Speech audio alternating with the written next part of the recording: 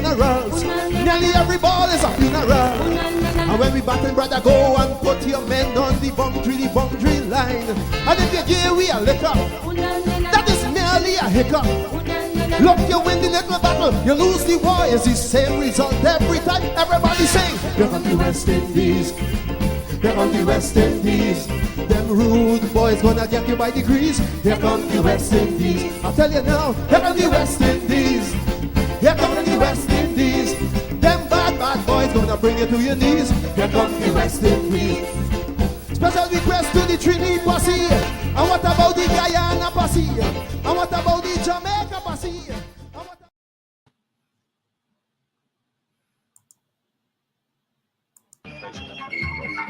And it's all over. Despite their successes, the team were not highly paid. And after they had won the World Cup, Lloyd was approached by the West Indies Cricket Board with a derisory offer to his players. So Clyde Walcott came to him and said that he had been authorized by the board to pay him £50 as some form of remuneration for their victory. And he was just so appalled at it. He said it made him almost want to cry. This financial insecurity threatened to undermine the unity of Lloyd's team.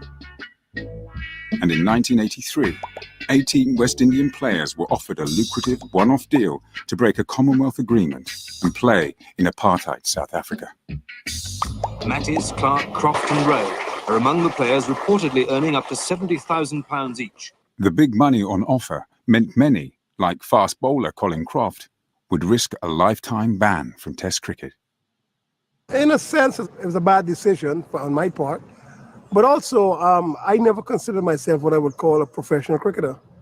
I played cricket professionally, which is a different thing in my head. Because in those days, there was no money in sport. You got to play, you enjoy yourself, and then somebody throws you by the wayside, and that's the end of that. You got to beg somebody for a job. Well, I decided a long time ago I'm not begging anybody for a job. But the majority of Lloyd's team refused to tour South Africa and stayed loyal to their captain's commitment to black solidarity. We were never going to go there, although we were offered a lot of money, obviously, but money was not all there. It was pride and belief in getting things right in the world. And sportsmen of such, I think we play a very important part in trying to get things together. And so there's no way I would go there for love or money. This setback only served to make Lloyd more determined. Through the 1980s, the West Indies improved every aspect of their cricket.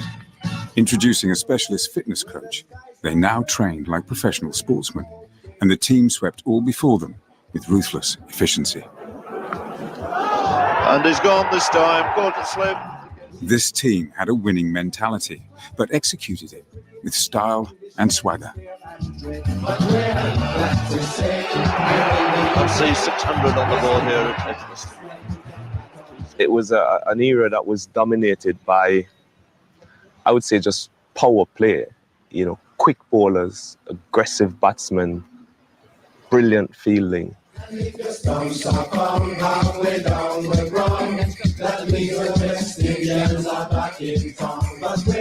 The most dominant teams in the history of the game have always built their success around fast bowlers.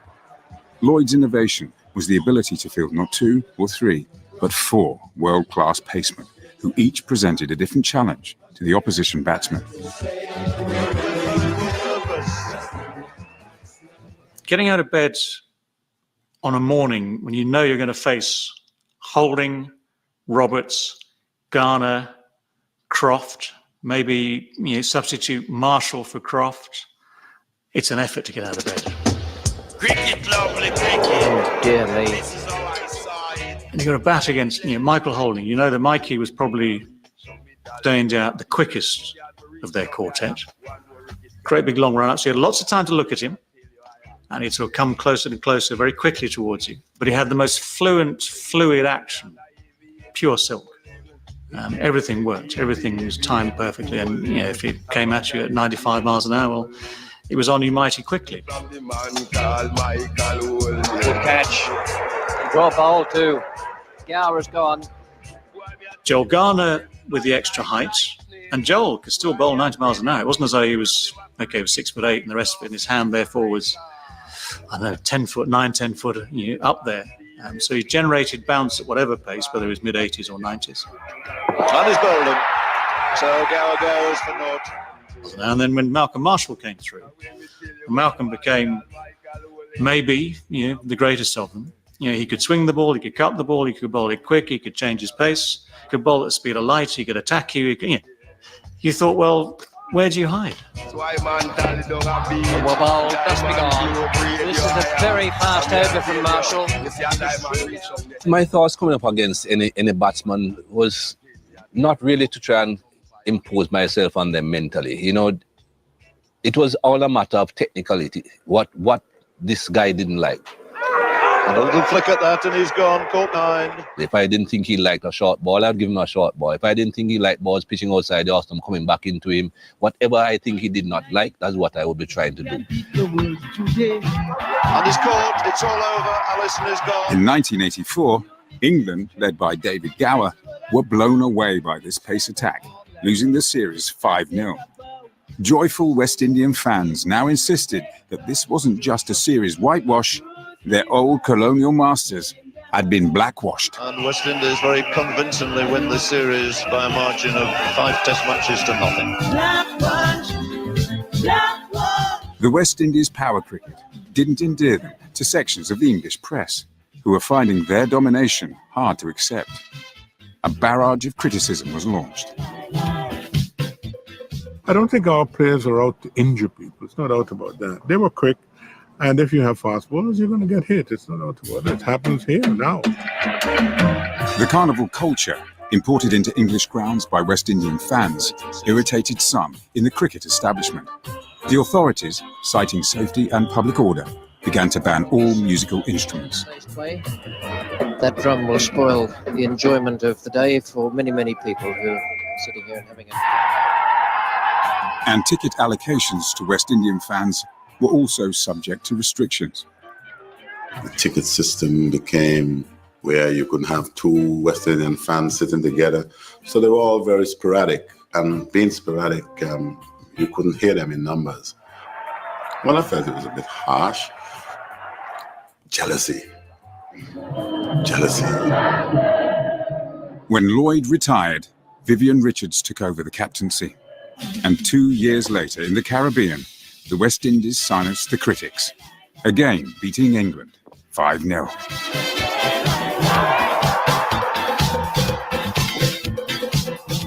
Their dominance was rubbed in the final test in Antigua, where Richards wrapped up victory with the fastest ever Test 100 off only 56 balls, a record which remains unbeaten.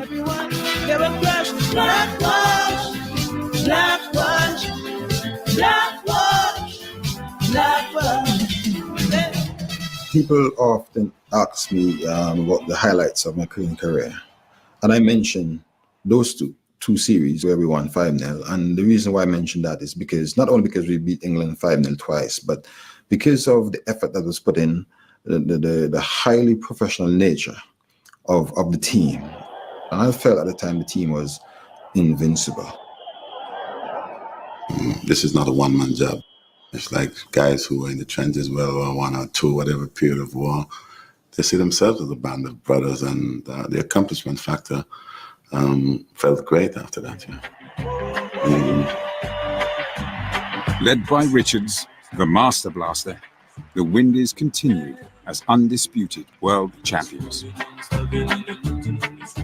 And in 1991, when Richards walked out for an emotional and final farewell at the Oval, he departed as the West Indies' leading run scorer. At the same time, batsman Gordon Greenidge and Desmond Haynes, wicketkeeper Jeff Dujon, and fast bowler Malcolm Marshall also retired. These players had carried the hopes of West Indians through an era of nationalism, which had seen all of the Caribbean islands become fully independent.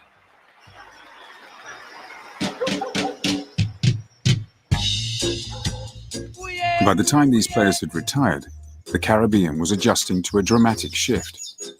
The age of nationalism had given way to the realities of a new globalized era. Having achieved political independence, these small countries struggled to compete with the world's larger economies.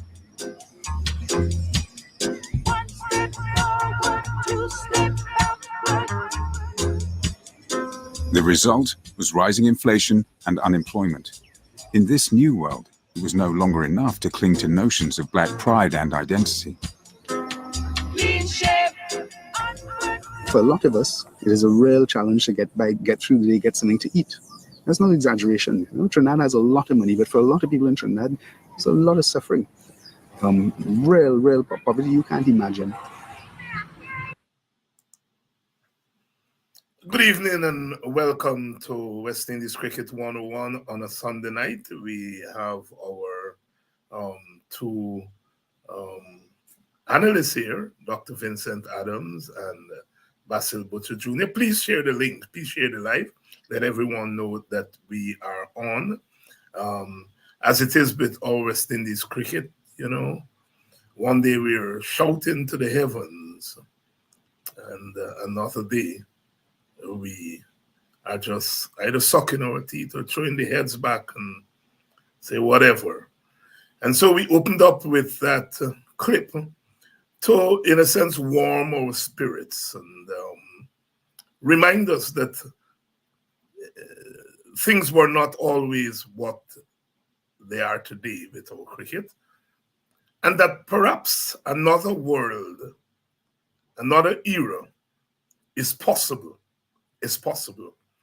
The clip ended, of course, with the linkage of cricket to economics and cricket to politics.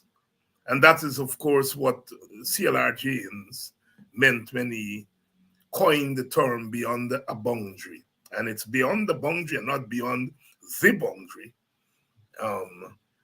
Very clinical in the use of language was James, beyond a boundary, you know, because boundary there represents something larger than the cricket boundary. Always shifting, you know. James would have given Worrell a note as he was leaving for that famous 1960-61 tour. Worrell apparently did not open the note until he got to Australia. And when he opened the note, James told him in the note that if you do well in Australia, it will show the colonials that we are ready for independence. And so it was the burden of our cricketers to prove to the colonials that we are ready for independence. James was famous with notes, you know. Kwame Nkrumah was going back to Africa after studying at Lincoln University in the United States. And he ran into C.L.R. James, and James gave him a note to take to George Padmore in England because he was passing through England. Of course, he didn't open the note because it wasn't a note for him, it was a note for Padmore. And when he gave Padmore the note, Padmore read the note. He said, this young man, James is telling Padmore, this young man is a very good product and he will one day lead Africa. And asked Padmore to take him in under his wings while he was in London. And of course, Padmore did that together. They organized the Fifth Pan-African Conference in 1944. And Nkrumah left to go to Africa after then, and the rest is history. Ghana was the first sub-Saharan African country to get independence. In fact, Nkrumah was elected prime minister while he was in prison. The rest is history. C.L.R. James, beyond a boundary, and how we would have loved to have James today to explain for us why, you know, I mean, between 1970 and 1976 and 1995, we could have dominated the world in such a way. And since 1995, we are struggling. What is the sociological and explanation for that? All of us have tried, and we're going to try tonight to deal with that subject. But we would have loved the James to really explain, because it seems to me that the answer lies beyond a boundary, beyond, in this case, the cricket boundary. You know, we had to endure again the embarrassment, the heartbreak of our team folding in 2 days and a session. How many times have we gone through that, we will ask? You know, of course, on this program, we said it 2 weeks ago. You can't send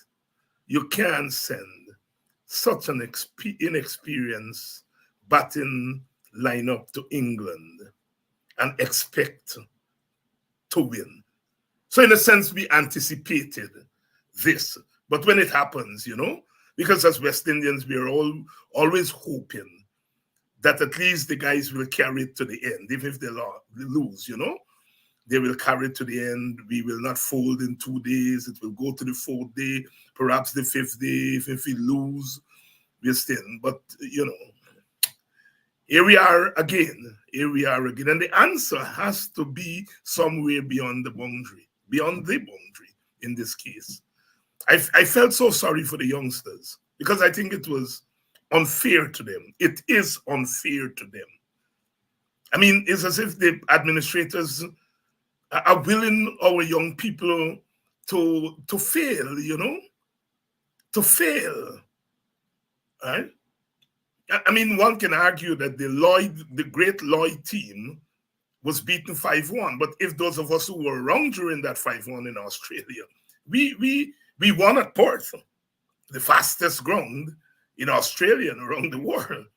We had individual successes, real individual successes. I mean, everybody remembers Frederick's 169 at Perth. But the introduction of Richards and Greenwich didn't do too well. But I mean, our fast bowlers, Roberts, Olden, and so although we lost, we knew that something came out of that tour. And you listen to Craig Brathwaite, struggling to find some positives, and really there weren't any. There weren't any. You know, I mean, out of the 5-1, they were positives because it was out of the ashes of the 5-1 that we actually introduced the building blocks of the great team that dominated for 2 decades. But here we are. But cricket is in our blood. Cricket is in our veins. Cricket is in our heads. Cricket is in our minds. Cricket is the way we walk. I still, not as much as when I was a boy and when Vincent and Basil were boys. When you see men walking down the road and square cutting, men walking down the road and playing the perfect, you know, you're walking and you know, back in the days, I still see 1 or 2 people do it. And that's when I say cricket is in everything we do. They don't express it, like I said, you know, I was walking on campus one day, it's about 2 decades ago. And, you know, I went to a walk and I fancied myself as an off spinner when I was growing up. So I do a little off spin thing, and the little white boy on campus got over the way, trying to hurt me. I had to explain to him that this has nothing to do with you. It's a West Indian thing. He ended up in my class, and I taught a course called Sports as Black Nationalism, and he said, he told the class about his encounter with me when he saw me first, and he didn't know he was going to end up in my class. In fact, when he walked in the class and he saw me, he said, "You were the guy who was trying to hurt me." But we West Indians, win or lose or draw, we're still not giving up on it. Let me bring in my brothers because they are going to be able to make sense of it more than I have done or attempt to do. Dr. Adams. Hey, Dr. Hinds and Basil, how are y'all doing? How are you all doing? Good afternoon, Vincent. Good afternoon, Dr. Hinds. Good afternoon. Good afternoon to your listeners Yeah. and viewers. Well, you know, my introduction, it wasn't too hot. I mean, here we are. If it had gone the 5 days, it would have ended earlier today. Would have been fresh in our memories. But not unexpectedly, our boys folded within 2 days and a session. And of course, we predicted it. But even though we predicted it, as I said, when it happens, you know, it brings you back to reality. You all saw the clip that I played at the beginning of the program, and the linkage of cricket to economics and politics and sociology, made so popular by CLR James. But the documentary there was highlighting what they call the era of nationalism, and linking that to the performance of our players.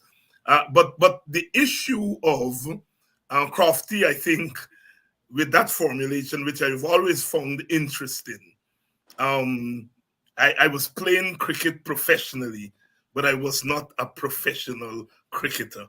And I've always been intrigued by what the Marxist-Leninists will call that the dialectics.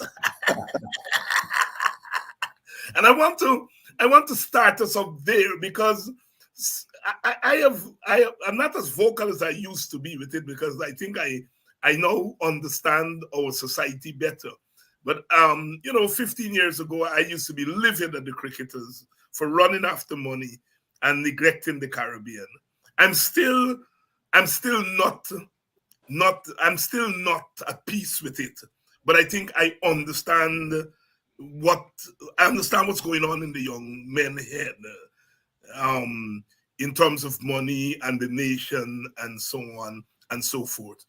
And every time I think about it, I come back to that formulation by Crofty, which I want to start off with. Vince, what do you make? You would have known Croft because you would have played with him, played against him in local cricket. Because Crofty played early and then he played 1 or 2 matches as I remember it. And then he was in the wilderness for quite a while until around 1976, 77. He came back and the rest is history. So you would have played with him.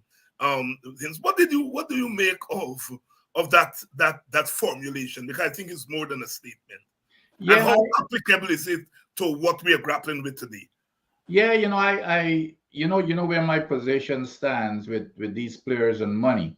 You know, like I say it all the time. You know, I believe in loyalty to your home country and playing for pride. But then, and of course, you know, the thing that I really admire Crofty for, he's very honest and candid, and you know, he articulates his position very well, the way that he feels.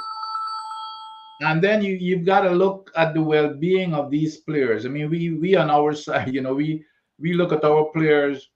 You know, they're playing for us. They're, you know, whether they do good or bad, it's affecting us. And we are expecting that they must sacrifice themselves. However, they have got to also look out for their well-being, their financial well-being for themselves and their future and their families. And I think, you know, like Lawrence Rowe, for example, very close friend of mine, I saw the suffering of him. You know, I spent time with him and we talked over and over. Lawrence Rowe, because he went to South Africa, he really suffered financially even afterwards. He was even banned. They took down all of his pictures from Sabina Park, you know, where he was the biggest hero. They just took it down. And he was persona non grata. Here is the hero of Jamaica, and he became persona non grata.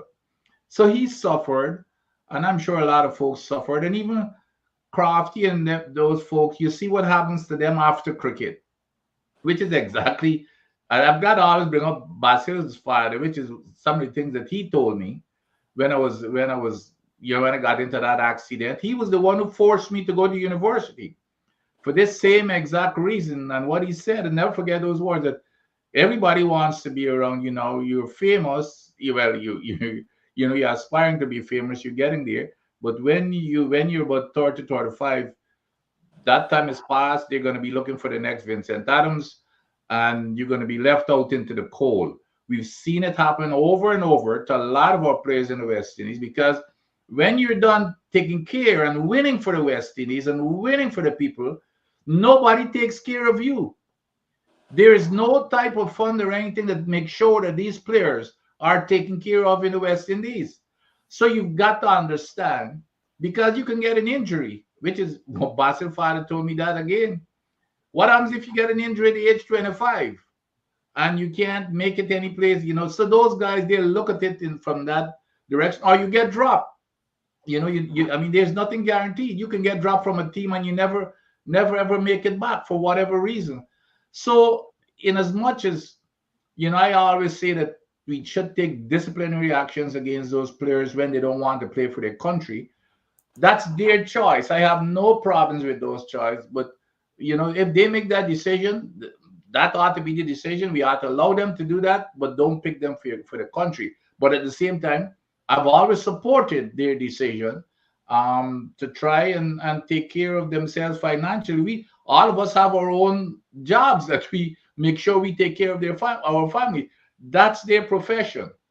That's their profession. So I empathize with them, no question about it. And so Crafty, as usual, he's very intelligent. But the thing is, with him, he's very candid also. And when he says something, those words, those simple words, it has meaning.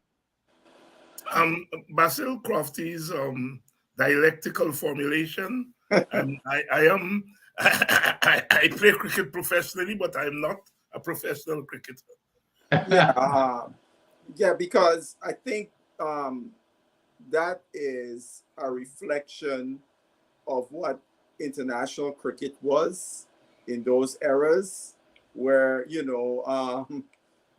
Croft and those guys were still in that era where you still had a job and you were playing international cricket. They were probably the last set of guys who still, some of them, when they came home, they still had a quote unquote 9 to 5. So really, were you really a professional cricketer? Because to be a professional cricketer, that would be your sole and only profession, right? And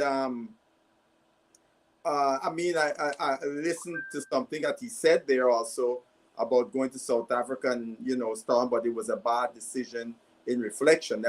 And that's good to hear, because at times he was defiant about that decision to go in terms of the backlash and some of the political backlash and so on, and other things. But I think cricket is interesting about international cricket in that for West Indies, more than anywhere else in the world, we have never been able to make that full transition from semi-pro, amateur, to a fully professional environment. We still are not. For example, we got the professional regional tournament, all these franchises, and I still maintain these guys, the only thing professional about that is those guys are getting paid to play cricket. Nothing else about their whole approach, the system, the structure, the way it's administered and everything is not professional. It's still in the dark ages. That's why we're so behind. And then what we saw in England is a reflection of that lack of professionalism in our structure, high performing, accountability, and all those various things. So, because look, other parts of the world, cricket was, guys used to work just like West Indians and play cricket. But they have made the transition to where it's a professional environment in every aspect of how they do things. You know, I just came back from Barbados, and we were the Garfield Sobers on the 19 tournament. They restarted it after the pandemic. And there were 2 teams from Australia. I mean, those guys were more talented than our guys from the United States.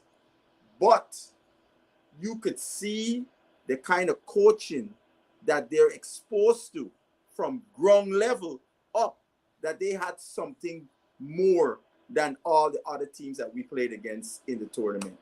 And they were more talented than us. We should have beaten them, but you could just see that professionalism and the coaching that they obviously receive in Australia. Our guys don't receive in the Caribbean. And a U.S. team, which I was coaching, we got to the finals, right? Now, you tell me something.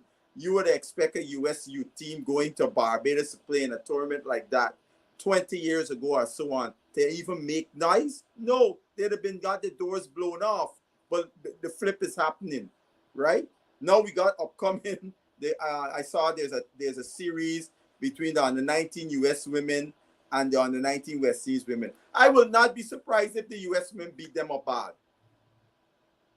All of those things are microcosms of where West Indies cricket is from a professional perspective. And I'm drawn to what you said there about the guys are now getting paid, but the cricket has not kept pace with the money that they're getting.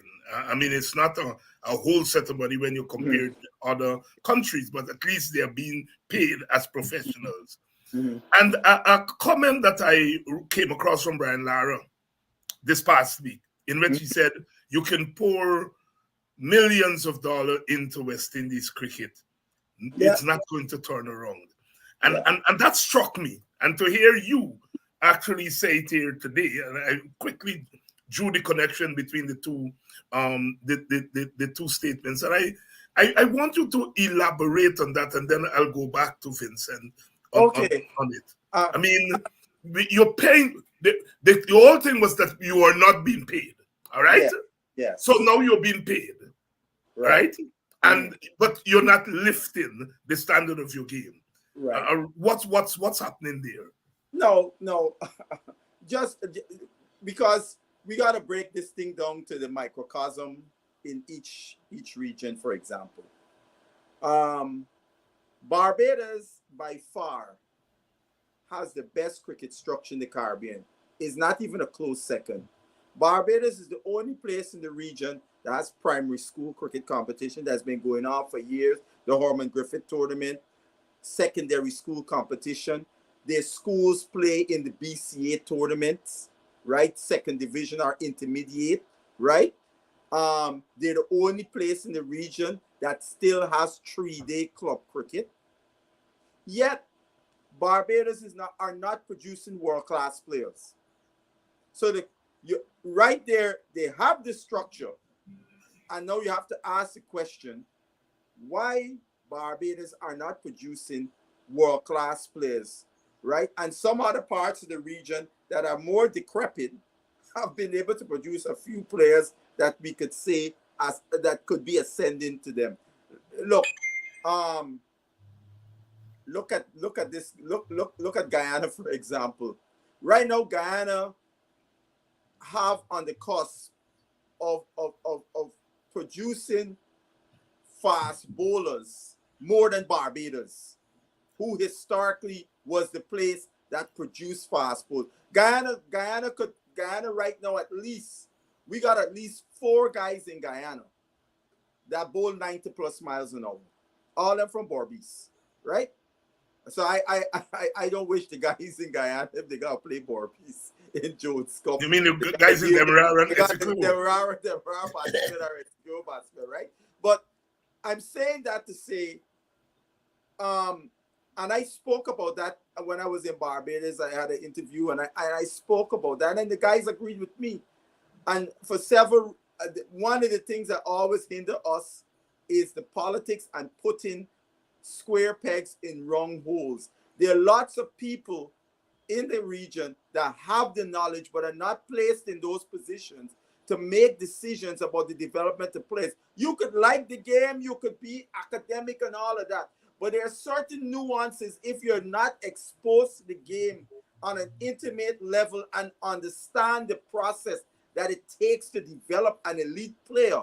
You're going to be missing a lot of steps and leaving things out. Look, I'll give you another one right here. So Randy Roberts right now is in North Carolina doing, Alvin Kalichiran called him down to do some, Alvin coaches there. So youngsters in North Carolina now are being able to get the expertise, the knowledge about bowling fast from one of the best who ever do it. How many of our youngsters in the region, many Antiguans don't even want to call Sir Randy Roberts for whatever stupid reason, right? Those kinds of things, as Vincent would tell you, what are part and parcel of the development of a player. We didn't have fancy words with back in the days where older player would come and talk to you about blah, blah, blah. Now we know the term mentorship is a fancy term we would use today, right? And all those things are critical to the development of a player. We have removed that almost entirely out of our structure because those people who have been in charge of our cricket for the last how much years do not understand such critical things for our players' development. Vincent, I want to bring you in here because here is the whole issue: money. So the guys now are being paid, not the best, but at least they're on retainer contracts. They're collecting a check at the end of the month or whenever, so they're being paid. But the level of cricket has not kept up. Now, Basil is saying the reason is that you have the structure now, they're being paid. Barbados has the structure, but wrong management. What he calls square peg in wrong hole as the reason. Your take? Yeah, and I totally agree with the structural part is fundamental. And I go back to my time and even before my time when you start with school cricket.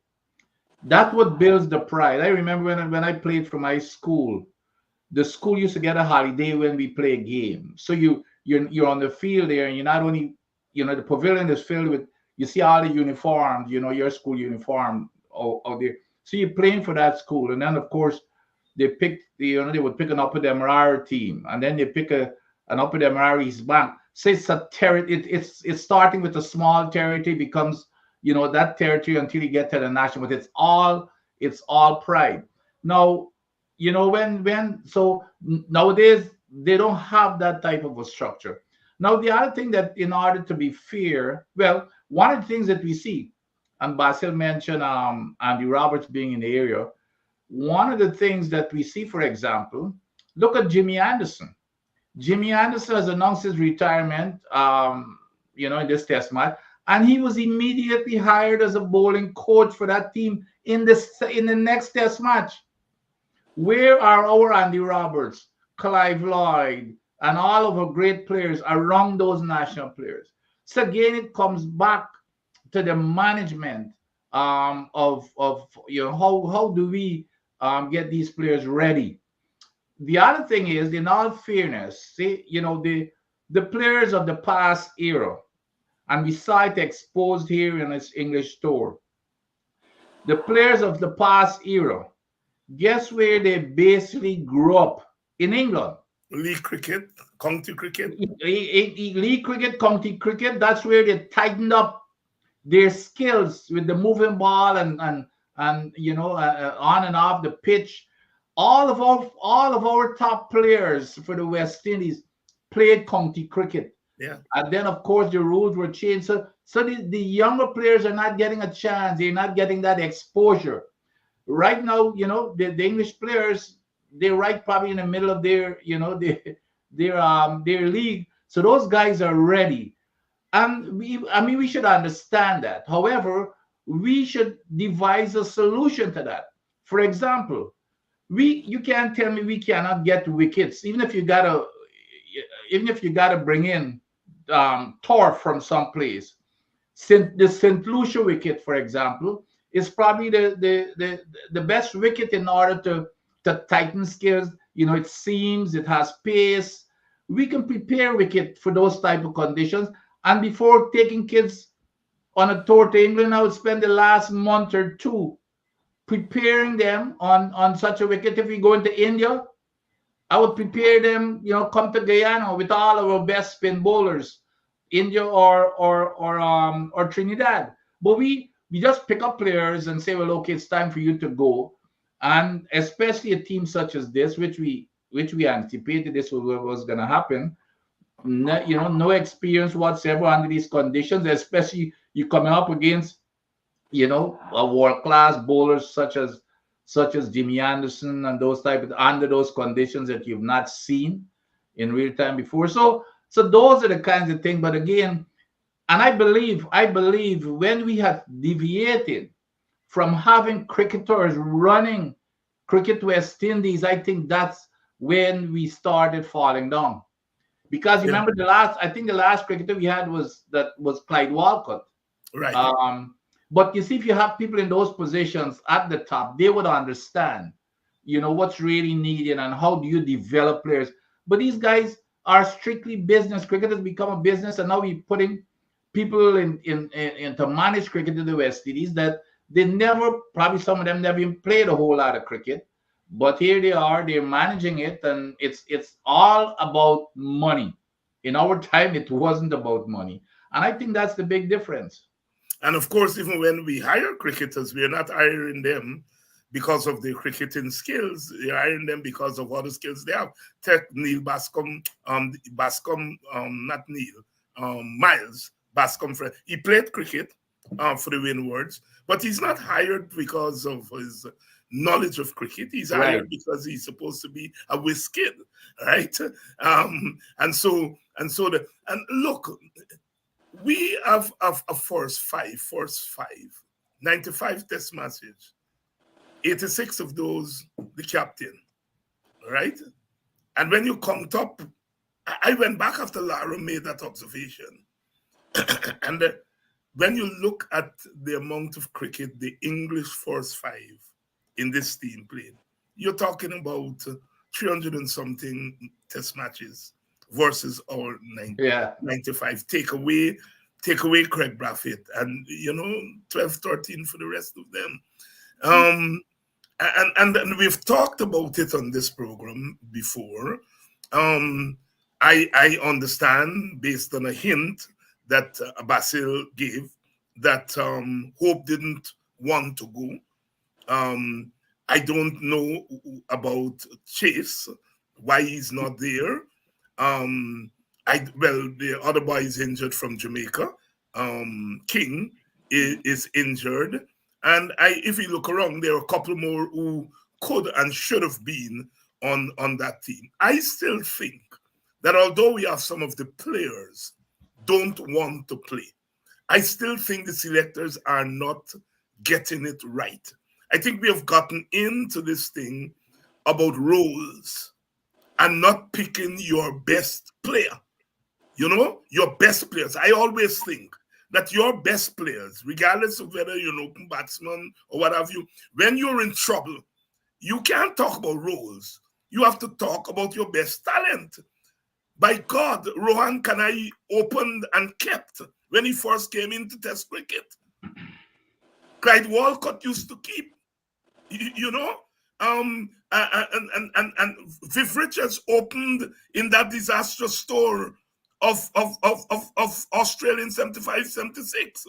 And so this whole business of roles. So Louis made some runs, God bless him, and he goes and he plays because you want an opener. So he's an opener, so you play him. And you're not thinking about the others in the team who are perhaps better players, who can give an account. We play an 11 in which we shorten the batting, which is suspect in the first place, rather than lengthen the batting, right? I still think the selectors are not getting it right. Yes, some of the boys don't want to play, but I don't think we are managing what we have well in terms of selection. I understand to my dismay, that they've sent Isaiah Thorne to Barbados to play on the 19 cricket rather than have him around the team. And I'm asking myself, what kind of madness is this? But anyhow, I am an amateur. You all are the professionals. Basil, help me out with my travails. You see, one of the things we got one fundamental thing we gotta always remember: the West Indies board never produced players. Players are produced in the various territories, right?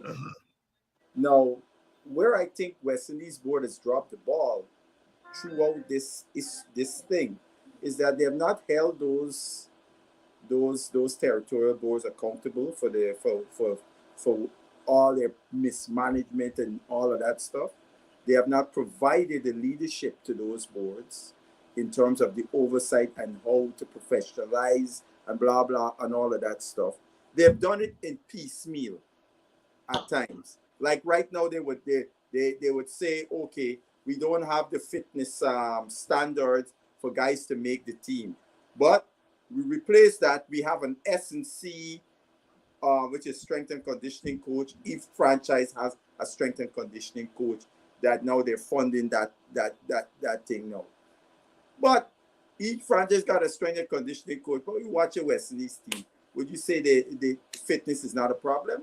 It is clearly a problem, right? We saw it in the World Cup. So some of these things, I wonder how much thought goes into it when they make some of these things. Now we got an interesting new selection policy. You're hearing. I will want you all to talk about that later. Yes, but the Thorne situation was surprising to me. I saw him in Barbados because I went to watch a local match Saturday gone, and while at the match, a youngster played for Barbados, Kevin Wickham, was playing. His club was playing another club. He confirmed to me that Thorne had left England because I'd heard it through the grapevine. So I text Thorne, and he said, "Yeah." So I said, "Where you there?" And he texts me back and show he in Barbados. I said, "What?" I said, "In Barbados." He said, "Where you at?" I tell you, 10 minutes later, he was at the hotel. And he explained to me, he said, "Mr. Butcher, the media said that I went there as a developmental player. But that's not what the West Indies board said in the email to him. They said you're gonna be able to, you're gonna participate in the pre-tour camp and the one warm-up game, and then you're back to the region." I think that is a nonsensical approach. Wow. I think Thorne should have been able to stay the entire tour to see up close how guys prepare for Test cricket, how they plan, all of those things in that environment that he would have taken away learning. Is Thorne gonna learn? Is Thorne his game gonna be the needle of his game gonna move forward playing in under 19 cricket? No, it's not. You know, it's not gonna move forward. Unfortunately, from the Guyana perspective, Thorne, because the Guyana board thought Thorne was a development player too, thought he was going to be in England for the duration, so they selected somebody instead of him. Now that youngster had to get removed. Now this youngster, suppose this is his last year to play age group cricket. You got selected, right? Because of miscommunication, you know, between the two entities. And then at the last minute, you get a call, "Sorry, son, Mr. Thorne is playing, so you are taken out." Now, you know, all of those things add up, right? And those are kind of things could cause a youngster to just stop playing the game, because we've had young, talented players who quit playing cricket when they felt they got a raw deal at youth level and so on and so forth. But the issue it remains, because I said this, in my view, there needs to be an audit of every territorial board in the way they go about managing cricket within each territory. And I'm not talking like the director of cricket they went around the different territories and meeting with the franchise. Now, the franchise is not more like for Guyana, for example, the franchise don't produce players in Guyana. You gotta go and talk to the people, Joshua Cricket Association, Barbies Board, and all of those people who are involved in club cricket to hear the challenges they're facing, and so everything could be synchronized as a high-performing unit from the bottom up, right? But that didn't happen because we want to make sure that the practice, the way guys practice, the way guys conditioning, and all those things are up to par to be elite cricketers. You ain't do that. So, you know, this I asked that directed question, the director of cricket, and he said they felt the visit was successful. I disagree, right? Because until you deal with the grassroots, which is our club and school cricket, that is the part of our cricket we have allowed to deteriorate over the years. The standards just went through the ground, that it's rotted. And until you can you get that foundation, it's like you're building a house on sand. The foundation of West Indies cricket is in disrepair, and it has never been addressed by the West Indies Cricket Board, and to a lesser extent, the territorial boards in any systematic manner. Dr. Vincent Adams, selection. Talk to us. You know, for the most part, I normally like to trust the selectors, because they're except if you've got selectors that you can trust, obviously. But I normally like to trust them because when you pick selectors, these are supposed to be people who are experts. They're classified as experts, so they're on the ground, they're with the players day in, day out, really looking at scores. So when they make the decision, I like to trust them. But this whole Thorne thing, I just saw him on television in one game, and from the time I saw him, I said, God, this is some kind of a talent. So I'm saying now that, and Basil is absolutely correct, I said they should bring him immediately and be part of the team, even if he's not playing. Yeah. Just being around. And I can tell you from my personal experience, and you ask any cricketer, your best training ground, especially if you go on a tour. I remember my very first tour when I played in Trinidad in the under-19. Never played on the Trinidad wicket. Guyana wicket was totally different at the time. Them times it never used to play like they're playing now. Totally different. And I was a front footer. When it's not easy to play in your front foot in Trinidad because the ball it bouncing and it's slow. Because you normally drive through in Guyana. And would you believe, and I made some good scores in Trinidad in that series. And when I came back to Guyana, you could not believe the improvement in playing spin bowling. I just suddenly became such a adept at playing spin bowling just from that tour. So rather than going all in your front foot, it's easy. You're picking up the line and length and you come back off your back foot. That I never did before. So at tour, you learn so much because remember you're in the nets every day if you're not playing the game and you're bowling against the best or you're batting against your best bowlers every single day. So when you come back, you're fit and ready and you're a hell of a player. Now, in terms of the CWI management of cricket in the West Indies, I know Basil said to do audits. No, they're the oversight body. Mm-hmm. They should have people, as a matter of fact, they should be hiring people to go out in these territories and to make sure there's a daily oversight, not to leave the Guyana Cricket Board to do whatever they want to do, which is exactly what's happening in Guyana, for example. Not to leave them there. You set some rules and some ground rules and the expectations. It's like a big organization. The CWI is head of the organization because the product is to produce the best team, not for Guyana or not. Their interest is to produce the best team for the CWI. And that's where they should be held accountable to the CWI to be going around making sure you've got the right persons to go to this territory and provide oversight, and they have to comply. And if they don't comply, you hold them accountable somehow. But we don't have that. Every territory, I guess, Basil is closer to it than I am, but every territory they do their own thing, and that's why we're in this dilemma. Everything to me, because I always learned in my profession, the buck stops one place at the top, and the top is the CWI, and they're doing a miserable job of managing cricket in the West Indies. I just want to add something, Doctor. Go ahead, Basil. What Vincent is talking about. I said something because we got to look at things short term, long term, because we can't continue to be languishing in this thing like this. So we got to take some short term measures that would morph into long term. And one of the things I said along the lines of Vincent talking about is CWI should have a high performance program in every territory that is managed by them. So that's right. The coaches and everybody that are running it is hired by them. It's not the Guyana board, the Barbados board, the Trinidad board, CWI.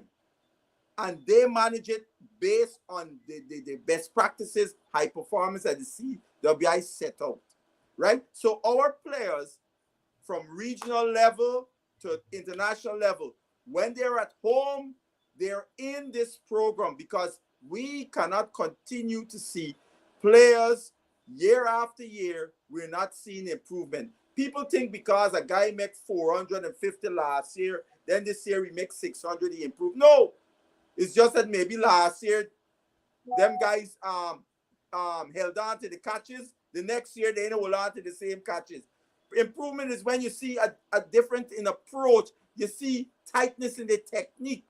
The players become more understanding of their game. You could see when the player walks out to bat, for example, you could see this player is so confident in the way they play the stroke play and so on, that there. As a bowler, you say, bye, today it could be a long day if we don't deal with this man here. But that's the problem. And that's a short-term solution that can morph into that you would then have a high-performance system being facilitated from ground up throughout the structure. I said something too, using Guyana as an example. Now we get the Isle people, right? The Isle people in Guyana, right? And they get a lot of blows for their rightfully so. And I said, why don't a group of people in Guyana, cricket people, put together a proposal, high performance proposal for the upliftment of cricket in Guyana, and carry it to them and say, here, y'all fund this here for we, and show where it could be sustained through their sponsorship over a period of years, right? Because that is what's going to need to happen. And what has been going on, we have been running away. West Indies board has been running away, in my view, from the fundamental problem, and have been doing patchwork at the top, like making it seem like they're doing something. And we've been running away from the real problem, which again, as I said earlier, is the foundation of our cricket, and holding those territorial boards to account. Well, you guys have given us the macro, but let me add. I still want to come back to the micro. Go ahead. Yeah. Here is just Dr. Hines quickly in terms, and that's an excellent observation and idea Basil came up with. And I remember even when I was in Guyana, the country manager for Exxon, not Rutledge, the other guy before him, never saw cricket, didn't know what the hell it is. And I had a conversation with him. I said, here, if you want to get the buy-in of the people of the Guyana, get involved in cricket, sponsor, even do because people, and even football, and immediately the guy never saw cricket. The guy sponsored immediately, and I remember the very first day that he went to the stadium to see cricket, and that was how they got involved. But the current government, and this is not anything political, any statement, the current government, instead of doing that, the government has them building a sports stadium like at Palmaria. They're building a sports stadium. That is good, but you can build whatever you want, which is this infrastructure thing that they're so hell-bent on. But how are you going to fulfill the purpose or the intent of using that infrastructure if you don't have people to use it. So it's not a case of putting up big fancy infrastructure that looks good. So there's no thinking behind it. But Basil is correct. As favorite as they are, Exxon to me, they're willing to jump on board because that's all part of their public relations. Public relations. Yes, you know, so exactly. they're willing, but we do not have the people who can go and talk to them in an intelligent way and get them to come on board as to the purpose and to benefit from it. Yeah, yeah. Let's get back to the micro and what's happening here in England, because I think there are a couple of things that we still have two test matches to go, and I mean, we got good stamina in the Caribbean. We have to have, given what we have endured with our cricket. But I mean, even the best stamina at some point got to say, this is enough. Listen, and I'm not picking on any individual player. I'm only using the example to make a larger point. Young Cock Mackenzie, he went to Australia. I think he gave a reasonably good account of himself compared to the other batsmen out there. But he came back to our domestic competition and performed miserably. All right. Shanta Paul didn't give a good account of himself in Australia. He came back, didn't redeem himself in our competition. And quite rightly, you said by take a rest, I hope they tell him to go and work on technique and so on and so on and so forth. But Cork Mackenzie, we ignore what he didn't do in the domestic competition. I looked at him in the domestic competition and technique. But we take him to Australia because he made a couple of 50s in Australia. So we take him to England. He goes, of all places, to England, and the technique is exposed from the first ball. Now, I'm not picking on Mackenzie. I'm just giving that example to say there is no consistency in terms of the way. I think our domestic competition has to count for something. If you are good, you have to beat up people in the domestic competition. If you're good. And if you can't beat up people in domestic competition, I'm carrying you to England, where that ball is seaming around. I mean, Atkinson took 7 and 5, 12. Wow. And I checked the banner age. He's 26 years old.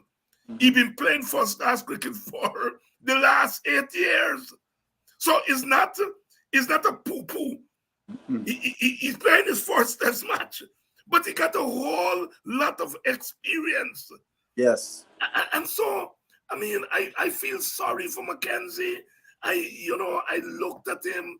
Atenez still don't know where his off stump is. And how are we? I mean, I think it's cruel what the selectors are doing to those boys. No, I'm coming to Brother Sinclair, who clearly for me, he performs, whether the ball is in his hand, whether he's batting, or whether he's fielding. He has, to me, the best attitude that I see for a young man again. He gave an account of, he did well in the one match. He played in Australia. He comes home. His batting improves. He's done well as an all. You take him to England and you put him on the bench. He's going to be able to lengthen that batting. You leave him out. You shorten the batting. Where's the thinking behind the selection policy? You all tell me, man. I think we got to be a little bit careful here because yes, Moti vindicated the selection with the way he bowled, right? Oh, all right. So all right. Right now, we got 7 guys in that team that we could put the moniker on Sarah Battles from the keeper up to the captain. Right. Right. Why are we gonna have to have an 8th person to bat? I mean, these guys have to come up and do their job. No, I agree with you. One of the things I said following the Australia series, I will be looking very keenly at all of those players that went to Australia at their performances when they come back home in the first class tournament. I was expecting and looking to see, I wanted to see what learnings they would have brought from Australia into their games in the first class season. One of the only people that, from a batting perspective, the only person I could see that I saw that was young Sinclair, right? And I was on a program with him, listening to him talk about all the various things that he learned about Test cricket for that short sojourn there in Australia. Mackenzie was totally disappointing. The guy from what you call it, Dominica, Hodge. He had some bright spots. He had a big 100. Yes, he had a big 100. But Athenaeus didn't do, really didn't do anything. And when you talk about beating up, Mr. Chase came and played one game and showed what you're supposed to do when you're an international player and you come down to this first class. He came and played a dominant 100. He was destroying them, and then when it took to put salt on the wounds, he went and take 6 wickets, right? But we didn't see Chase as a viable option because to go to England, because look, we can't go there. And my apprehension was you can't carry such a green middle order in conditions in England. We know historically England has been the graveyard for many good players that you put together. We whole batting unit that were better than we whole batting unit put together. And England has been a graveyard for many of them. We have had many players that we talk about in West Indies lower that had to go to England several times before they finally worked out playing in England. And some of these guys, not only that, they were playing professionally in England too. So going to England with such a green team, you're always going to be up against the wall. And I don't understand why Mr. Chase wasn't in there.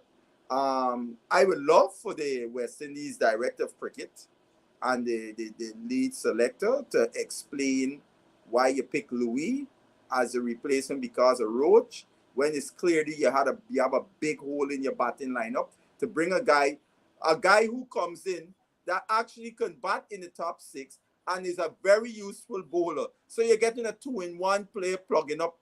So for example, Dr. Hines, you then can actually play Sinclair, right? With Chase in the lineup, because now you got a whole bunch of bowling options and your batting lengthened, right? So I thought that was a mistake on their part. As similarly to I'm still trying to wrap my head around Torn coming back to the Caribbean.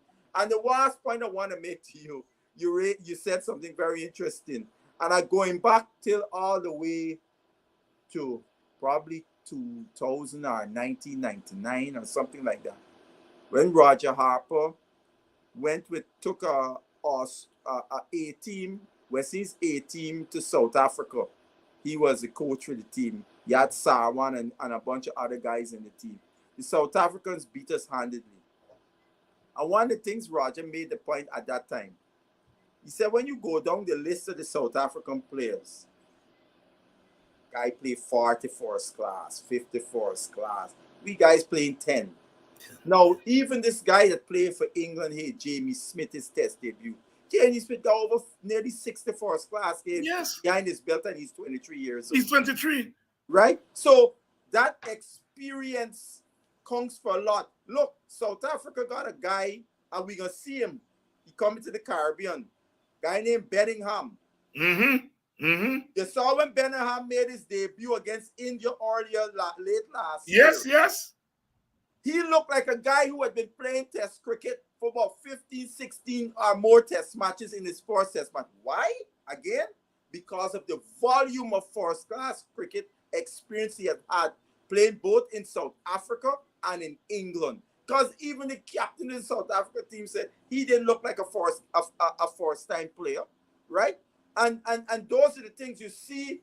The English players, because of their first-class experience, the vast amount, they come into the test match understanding the games and just fit in, right? Where our guys are like a deer in headlights for the most part. Yeah, and I mean, I sympathize with you with what the point you made about we have to be very careful. We have 7 batsmen to bring in. I really don't think I'm going to admit that Jason Holder used to be a number 6, number 7. He's not a number 6 batter. He's not. Jason Holder should fight for his place in the team as a bowler. Yes. Not as a I think Sinclair should have been there in that all-rounder role. And let Jason Holder fight with the fast bowlers for his place. So I wasn't advocating for Moti to come in for Moti. Right? And I didn't want to pick on Jason because he's been a servant of our cricket. But he's no longer your number 6 batter. Vincent, I bring you in, but don't beat up and make her get back up. I get back up on the screen there, right? So be careful of beating up. Good evening, Blake. I remember you very well, although it's been more than a decade since you were in my class. And yes, I'm still at it. Must have been one of my students who took my sports club, Yeah. I think Blake might have been from South Africa. You gotta remind me. Yeah. Go ahead, Vincent. Yeah. So well, first of all, I mean, to me, it was unbelievable that they would leave out Chase in that. I mean, that was mind-boggling. When I saw it, I thought he was injured. But here's the other thing in terms of selection, Dr. Hines.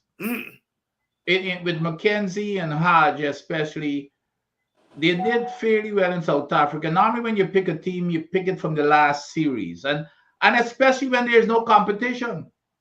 There's nobody to come. It's not like a long time when Butchon Kanai and Seymour Norris, you have Renford Pinnock, and Peter Lashley and all them guys making runs like rain. Nowadays, them guys you make a little 50 and you believe that you've arrived. So there's no competition. So I didn't have any problems with them going. However, again, what we said, going to England, it's a different kettle of fish.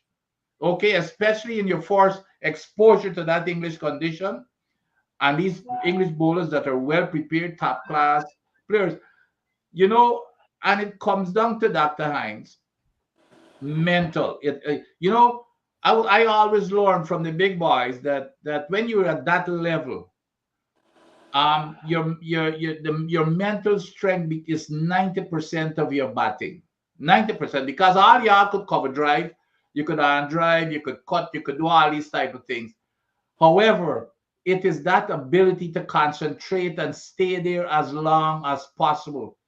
I never forget the big Clyde Walcott. I used to make 60 and 70 all the time, and Clyde Walcott called me one side one. He said, you got to be the best 60 and 70 batsman. He said I cannot believe. He said, let me tell you something. He said, if you can make 10, you got to know to make 20. And if you can make 20, you got to know to make 40. And if you can make 40, you got to know to make 80. And then you got to know how to make 160. He said, because remember, your early part of your innings is the hardest part. However, to stay there is that mental strength that I thought, like a Chandra Paul, for example. Chandra Paul don't pay no fancy, but guess what? He has some there, and he knows his limitations. And that is why this boy Sinclair, I think that he, in addition to his ability, by the way, and he's probably one of the best fielders also. So it's not just bowling. And the guy has mental toughness. I saw the 100 that he made at the time when he made it. To me, that demonstrated his mental toughness at his young age. So we've got, I always say, and Basil hear me say this, I would get rid of half of them, all them coaches, them batting coaches. I know what I replace them with? Psychologists. It becomes mental. Look, I look at Louis, and by the way, I'm impressed with Louis, the opening batsman, because I think yes. He showed that mental toughness. Of course, he needs to tighten up on certain things too, but he showed that mental toughness. And that's the kind of thing that we need, is somebody to go there, show that mental toughness, to stick around. You know, another guy was Charlie Davis. A lot of people don't know Charlie Davis average 54. Okay? I know what Charlie Davis tell me. He said, you make runs. When I leave the pavilion, I never look, and I bat in, I don't look at the scoreboard. I just tell them guys in the pavilion, I can see at tea time. I can see back in at lunchtime. And you bat, you bat for time. And as long as you're there, the runs will come. But it's that mental toughness to stick around that is missing in the West. But I like this boy. I think if he gets an opportunity, I think he's gonna make use of it. This Sinclair kid. So I'm hoping that they give him a break in the next test. Yes. Before we go, brothers, I want us to deal with some cricket in the United States. I mean, Basil, you just came back from Barbados with the under-19 team there, and Vince, you are still involved, although from a distance, with what's happening with the cricket there in the United States. And of course, we do have some connection there because our players were, in a sense, the pioneer players in modern USA cricket. Not so now, as you all pointed out the last time we spoke. What's happening there that we should know about, Vince? Well, of course, it's over the news. I know Basil's side. Yeah, I did. I saw the Forbes. Yeah, the Forbes. Article. So next week, they know their feet. Next week. But it's disgraceful what is happening. Tell us what's happening. Well, the board is split, and we've got a board that is a dictate. There's a 6-member. There's 6 of them that are voting in block against, and because then there are about 3 to 4, depending on the time of the day, that are dissenters. And so now they decided in a dictatorial manner to get rid of those, especially the 3 that are writing letters to the ICC complaining about the unconstitutionality and by the way, the illegality when it comes to the United States laws in terms of denying you your rights. So you cannot suspend. So what they've done, they've suspended 2 board members, and now they're going after the 3rd one, which is Patricia Whitaker, who she was a CWI captain at one time, and then she became an attorney. She became the first Black person to be on this board, and now they want to get rid of her because she's one of those who have joined as an attorney. Of course, she knows the laws, and she was part of the ICC team that wrote the Constitution. So now they're getting rid of her. They've gotten rid of, in terms of suspending, these 2 other board members. So the ICC is up in arms against it, but they've not been coming down strongly before now. And then the United States Olympic Committee is also up in arms. They have sent them some very strong letters telling them how dysfunctional they are. So what is going to happen here? I don't see any way that they're going to get sanctioning meaning authorize or become a member of the USOPC to play in the Olympics, which was a goal of the ICC for them to play in the Olympics. So what the USOPC intended to do is to go out and get a team. Like you can apply, you can get a team and apply to represent the United States, which would be a slap in the face of USA cricket. So that's the shameful and disgraceful thing that we're going through right now. And hopefully the ICC is going to put a stop to it come next week, because, and Basil knows this, because in the previous administration, USACA, that was suspended twice and expelled to form the USAC, they did not even do a small percentage of what is going on here right now. And they were suspended and expelled. So I hope that the ICC takes a good look at it and come down with the judgment that is deserving of the egregious behavior of this current board. Yeah, Basil? because I just quote in here, U.S. cricket. USA cricket has been treated with kid gloves. An ICC board member told me there is no U.S. cricket, quite frankly. I agree with that assessment by the ICC board of director. I think one of the issues here, well, hopefully because you got these people who are there at the ICC hierarchy were not the ones in place when this U.S. cricket was formed. So they will not have the sentiments to continue to treat them with kid gloves, because it's somewhat of an embarrassment also to the ICC, because they're the ones that came in with both guns blazing and threw out the other body that was in charge, to only replace it with a body that's even more dysfunctional than the body that they threw out, right? So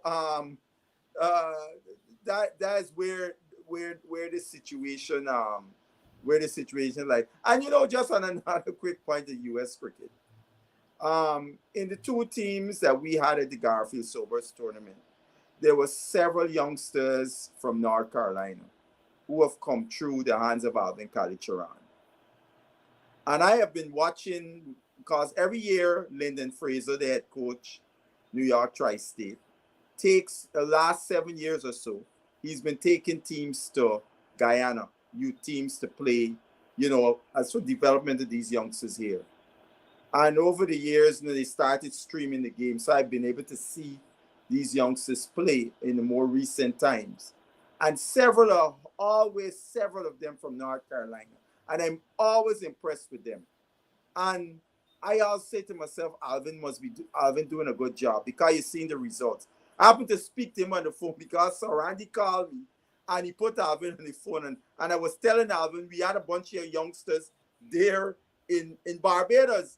And I called him and said, I told them to tell you how I know. He said, yes. So, and I told one of them that you told me your first cricket bat is the over I gave you, right? And he was telling me that. So the kids are going to tell him. But the thing what he said to me, he said, well, why they don't try to bring me in the thing? I said, Alvin, me, I know if you do it that part. But I could tell you that you're doing a good job, because how you see the results of the youngsters. Right. The Australian coach saw our youngsters and was impressed with the technique of the youngsters from the USA more than the Caribbean guys. So it's a reflection of, a reflection one, like the guys from North Carolina, there's Alvin, but these youngsters are getting exposed to pretty decent coaching at the fundamental level, whereas our youngsters in the Caribbean are not. Yep. Hey, quickly. Let me add this, and I'm sure Dr. Hines would appreciate this, with the struggles that we have in Guyana and its governance, with the racial discrimination. And here is something that is very fundamental. And this is in the USACA days, meaning the organization before the USAC was born. I mean, there was equity and I mean, there wasn't any complaint about in the teams, as a matter of fact, from the boardroom to the playing field. It was, everybody who, if you were good enough, you got played, everybody got an opportunity to participate. Listen to this, Dr. Hines. The under 15, the under 17, the under 19, the under 23 teams, there's not a single black player in those teams. The senior team that just finished playing in the World Cup, it has 2 black players, and they were there before USAC. They were there, going way back several years. So you can tell for decades, if ever at all, there will ever be another black player in the team, because the under 15, under 17, under 19, and under 23 team are what feeds. And it's not that people that there aren't black players who can play. One example, We had a black player who went to the trials in California last year, coached by Fraser, made in his 4 innings 140 runs, a really good young Barbadian youngster. The kid was not picked 144 in his 4 innings, which meant he averaged 35. Another Indian player made duck and duck in his 2 innings, and he got picked in front of him. And this player, this same black player, he made the West Indies on the 19 World Cup team in the 18, the 18 players. Yeah, yes. Could not make the 28 for the US team. Okay. And right now, Vincent, he's right now in St. Vincent playing for Barbados again. That's exactly correct. He came by one of our matches before they left this past Monday. He came by to see the game. Brilliant. Dr. Hinds, I would just say this. I sounded the alarm about this, what we're seeing now in U.S. cricket, more than 10 years ago. I'm talking like going back to 2008. There was a meeting at annual general meeting in Osaka, and you had all these guys from different mostly Indian, all lauding their academies in the different parts of the country. Yeah. And I waited when all of them finished, and I got up and I said, "Gentlemen, that's all nice what you all guys saying, but I don't see no white guys. I don't see no black guys in your academies. And you guys live in the areas where in the burbs.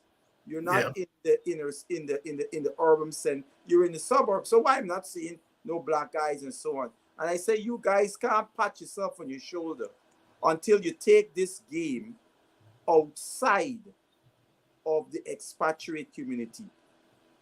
That we have to take the game outside the expatriate. You think, for example, guys started making jokes when they saw the US under 19 women team, right?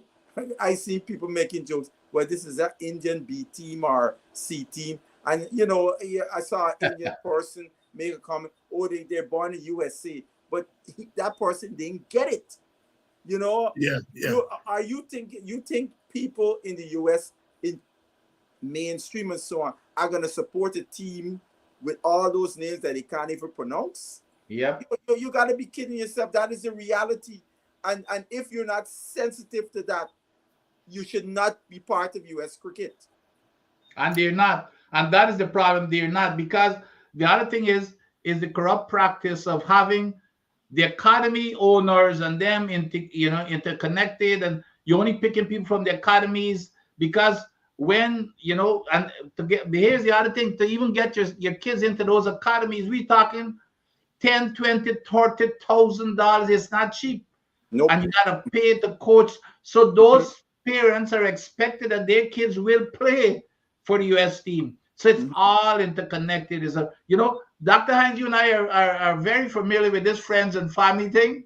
This here is another friends and family thing that is up in USA cricket. And that was the alarm I sounded, because you see, at that time, Dr. Hinds, I was heavily involved in coaching youth cricket and even the senior cricket at the time. And when we had national tournaments, the only places we would see teams with players not South Asian on the teams was New York. I used to get 1 or 2 in New Jersey and Florida, and then you got Connecticut, might get a few, right? But everybody west of the Mississippi, it was 99.9%. And I saw this coming along the pike as far back as 2008. I said, this is not gonna this gonna cause problems. And then this whole academy thing, because in India, cricket academies is a cottage industry. Everybody got an academy.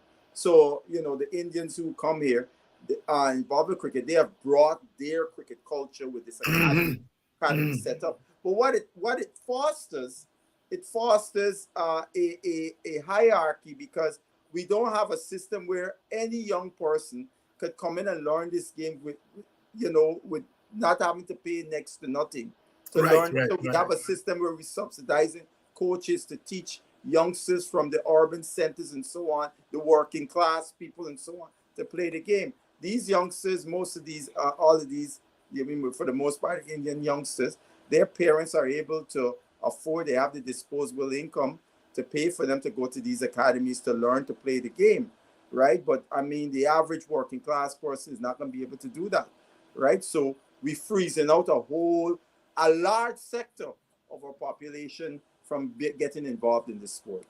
And it's not only the players, it's not only the players, it's people like Basil and Lyndon Fraser. Every time their name came up, and the other coach from Antigua, he lives in California, Basil. Yeah, Reginald Benjamin. Reginald Benjamin. Every time their names come up, it just pushed aside. And these are people who are citizens of the United States. However, they're pushed aside, and then they go and bring people from India as their coaches and member of the staff. So that's what's going on. No, look at this, Dr. Hines. This last World Cup, nothing against the young ladies. I'm watching the game, USA playing, and I look and I see a face I see familiar. Young lady who is a strength and conditioning coach with the St. Kitts Nevis CPL franchise. And I had seen her at times with the US on the West Indies on the 19th team as the strength and conditioning coach. So I was like, what? How they get her? Right? Then we're going to find out. They went to LinkedIn. She got her profile on LinkedIn. And when they contacted her, she didn't even told them, I have a friend who's a physio. And so the two of them came in. Now, I live in the United States. Yeah. I've been around US teams all the way back to 2006. Everybody who around cricket know about me, right? I mean, they ain't got nobody when it comes to strength and conditioning in cricket in this country could match me. And even the people within the setup, there are a couple people within the setup who know me, but nobody call me that. So when I run into some people, will ask me, Butchman, how come you ain't involved? I said, nobody don't call me my friend. I can't go and get involved without being asked to be involved. Mm-hmm. Mm-hmm. Basil Butcher Jr., Dr. Vincent Adams here tonight. We have gone the full way because we are just past 7:30, so we're going to leave it at that, and we'll come back next week. Hopefully, we'll have some better performances from our team.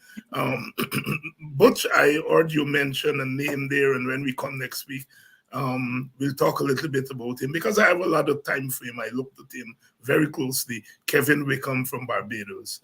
Oh yes. Young man that I have a lot of time for. I was very, when I got to the ground and saw him, he was actually batting. And the guy says, I said, oh, thank God, I come to the right game because this bite is bat sweet. You know what I mean? Yeah. He's a beautiful, very aesthetic, pleasing to watch. And, you know, he's one of those guys on the horizon. You know, he made a couple hundreds in the first class. I remember seeing one game where he made 100. He made 100 and then some 50s. But and he came through the ranks. Yes, I mean from youth cricket, the academy cricket, etc. The Bajan guys will tell you he's probably the most talented young batsman in Barbados. Yes, I think so. Basil, as a heads up, is the Trent Bridge? Is that I couldn't remember. Is that seamer friendly too, or how does the Trent Bridge? There are times Trent Bridge can swing. Yes, it used to swing in the old days. It's nice to bat, you know, but I you know, it depends on what pitch they will set a flat track or whatever the case may be. But you know, England, I doubt whether they can put flat wickets like they had against the Australians because they were scared of the Australian. I don't think they are as scared of the West Indies bowling attack to set wickets that would not give the bowlers some kind of help. Quickly, Basil. So what do you guys and Dr. Hines, what do you guys think about Azari Joseph? This man, this guy just leaking runs like crazy at this stage of his career. I am disappointed with Azari. I think Azari, I thought Azari would be further along as a test bowler.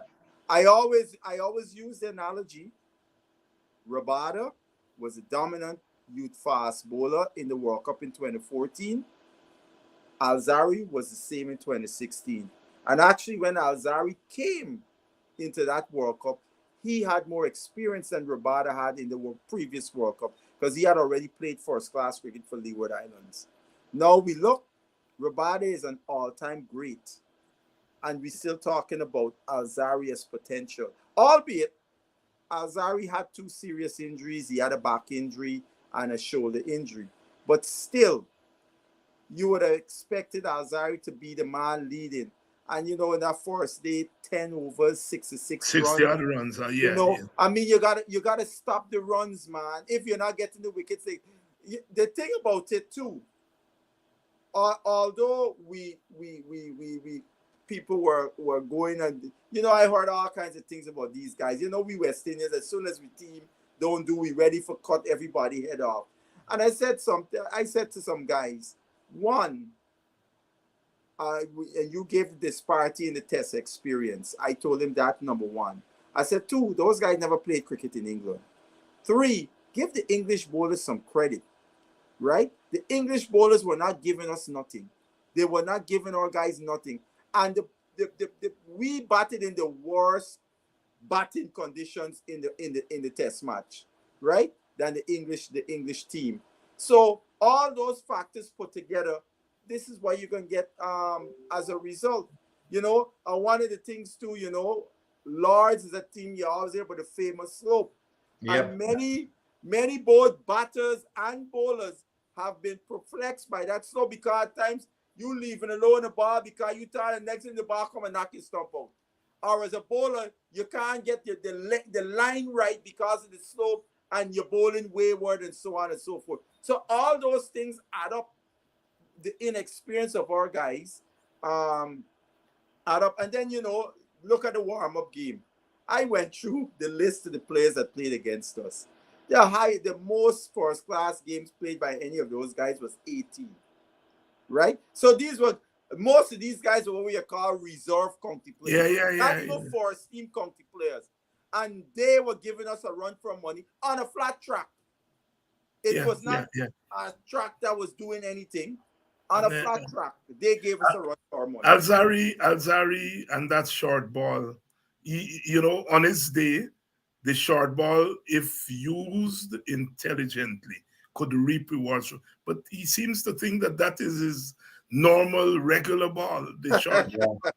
And and the other thing too, everybody thought young Shamar gonna just continue from where he did in Australia. Test cricket is a big learning curve. Shamar came out the blocks.